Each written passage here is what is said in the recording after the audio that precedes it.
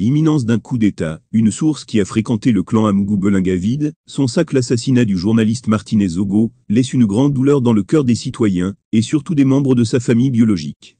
L'animateur radio tué, parce qu'il détenait des documents accablants pour des membres du gouvernement, s'en est allé sans jamais pouvoir montrer à qui, que ce soit le contenu de ces preuves qui pourraient faire plonger plus d'une personne dans l'entourage immédiat du président de la République Paul Biya. Parmi les personnes qui montent constamment au créneau pour dénoncer ce crime odieux contre la personne de Zogo Arsène Salomon Bani, il y a la romancière Calixte Beyala, les journalistes Rémi Ngono, Paul Chouta, Guy Zogo Essi, les célébrités comme Ladi Ponce, Bella Mani, etc.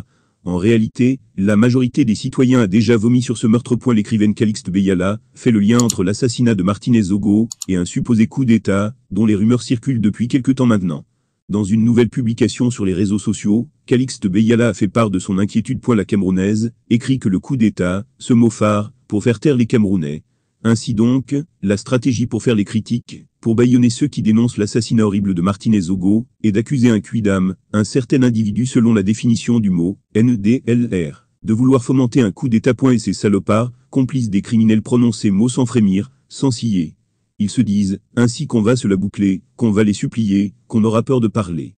Il est très inquiétant pour le régime de Yaoundé que des zouaves donnent une si mauvaise image du Cameroun, car ces propos induisent que nous sommes dans une dictature sanguinaire. Une dictature où un cheveu ne se doit pas de dépasser, où à l'évocation de ces faux coups d'État, le citoyen peut être emprisonné ou assassiné.